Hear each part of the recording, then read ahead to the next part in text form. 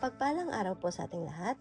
Ang aking pong bahagi ngayon ay Genesis, Kabanata 4 na po, talata 1 hanggang 5. Ipinaliwanag ni Jose ang mga panaginip.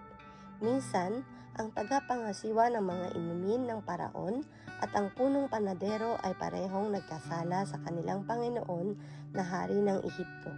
Sa galit nito, sila'y ipinakulong sa bahay ng punong gwardya ng piitang pinagdalhan kay Jose.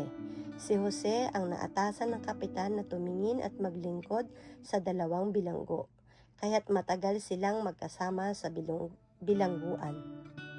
Isang gabi, ang tagapangasiwa ng mga inumin at ang punong panadero ay parehong nanaginip.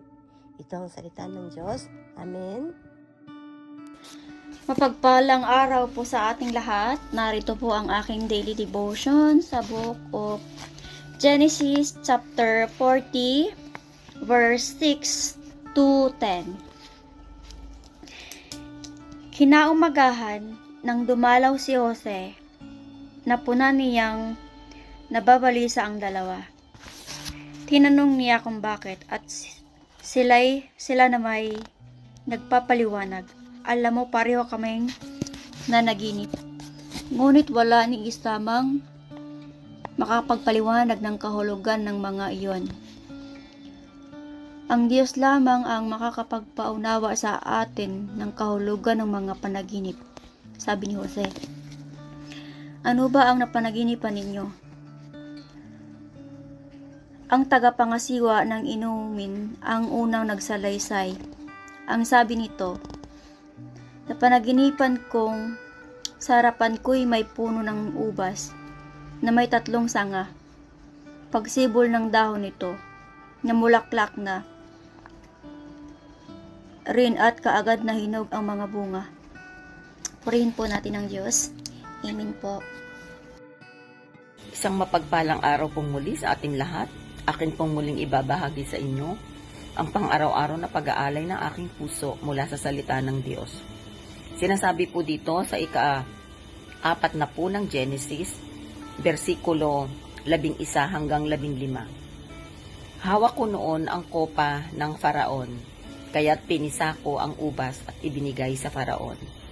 Ito ang kahulugan ng panaginip mo, sabi ni Jose. Ang 3 sanga ay 3 araw. Sa loob ng 3 araw, ipatatawag ka ng Faraon at patatawarin. Ibabalik ka sa dati mong tungkulin.